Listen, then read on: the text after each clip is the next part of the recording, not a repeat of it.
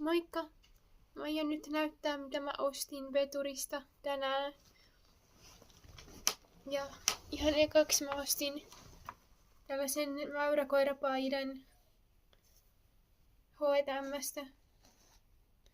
Tää on tosi mukava. Ja niin. Maksoi vaan 10 alennuksessa, joten jee.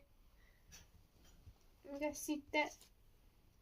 Mä ostin normaalista tällaisia silmälappuja. Silmän alus noita, no mikä tää nyt on? Silmämaski. Näitä. Sitten ostin normaalista kans tällaisen kielen putsaajan. Tää on tosi hyvä. Ja sitten kasvonaamion korealaisen. Tää on niinku uudistava. Sitten normaalista vielä otin Aussien Bouncy Girls, tällainen hoitoaine. Mä oon tykännyt tästä Bouncy Girls-sarjasta mun kiharille hiuksille. Ja sitten oli tuolta Sittarin puolelta ostin tällaisen Tsiajan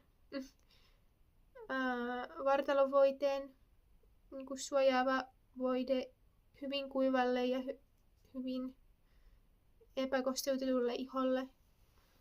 Niin tällainen. Ja sitten Sittarista vielä tällainen ihon kosteuttaja, siis kosteusvoide kuivalle iholle. Tässä on kans SPF 15.